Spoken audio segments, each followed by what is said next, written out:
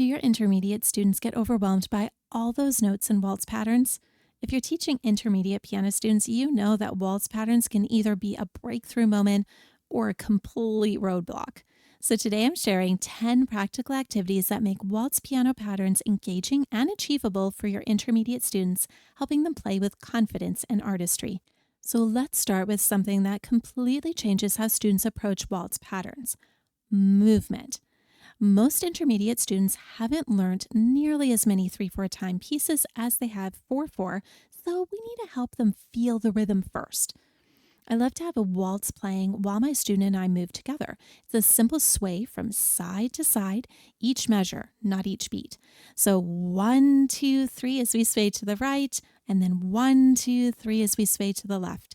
And this movement approach works because it connects the physical feeling to the musical pattern.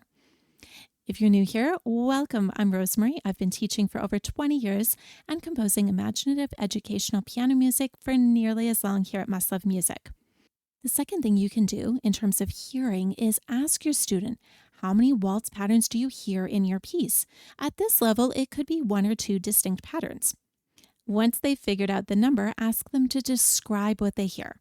Now, as teachers, we tend to think about like chord progressions and note placements. Students often focus on mood and complexity, and that's valuable information they'll use when they see the music. So see if you can pick out the types of waltz patterns used in Waltz of the Lilies.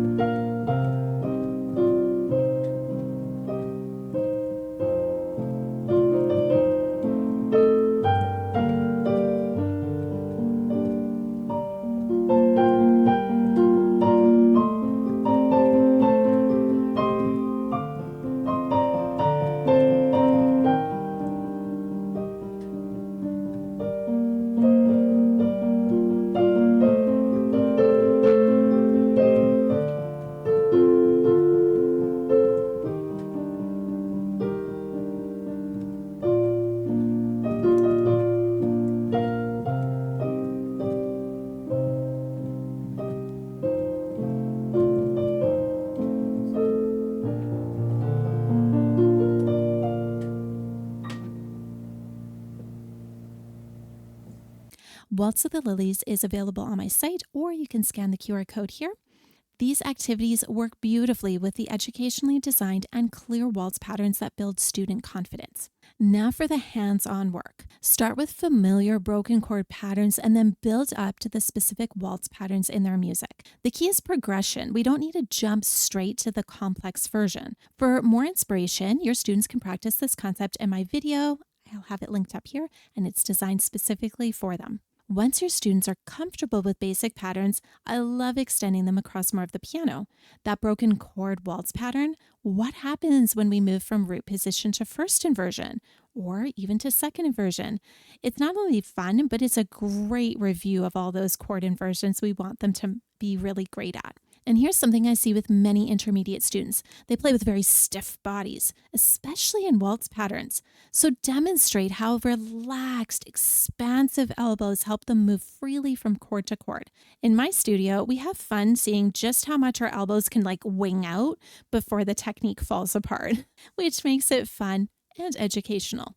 These waltz piano teaching activities work because they connect practical movement to musical understanding, exactly the kind of flexible teaching approach that our students really appreciate. My newsletter shares more pedagogically sound strategies like these, plus ready-to-implement activities and educationally designed sheet music that students love to play. Plus, teachers even influence upcoming resources. So sign up for the best piano email ever, links in the description, or just scan here. If you've been following my teaching approach, you know what's coming next. You're going to grab a copy of your students' music so that they can mark with different colors. This could be that you use a page projector, maybe you have colored tabs, or if you have a digital version of the score, this works fantastic. Have them identify the different waltz patterns, or if there's just one pattern where the chords change. By memorizing these basic patterns, students can use visual cues to save mental energy for all those other musical elements on the page. Now, here's what I love about intermediate students. They're ready for a deeper analysis. Waltz pieces can look overwhelming on the page with all those flowing accompaniment patterns, especially when it's more of the broken note style. So get your student to identify where memorizing the pattern will help them most. They'll naturally find the most note-filled section first, but help them discover what makes that section work. Maybe it's the same chord for two measures with a repeating pattern. This analysis often reduces their stress about reading the music.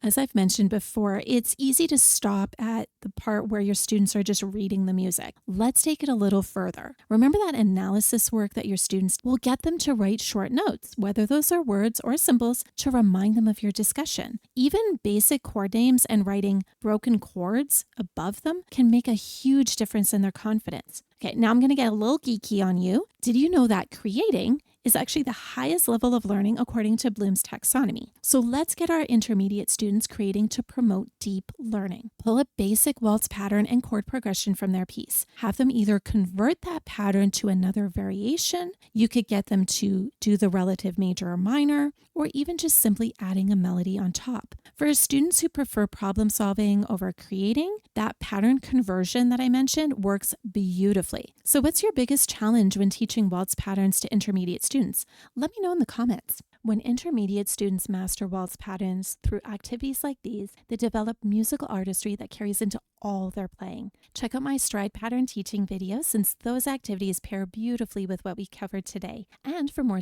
teaching strategies like these, don't forget about that newsletter link in the description. Thanks and happy teaching.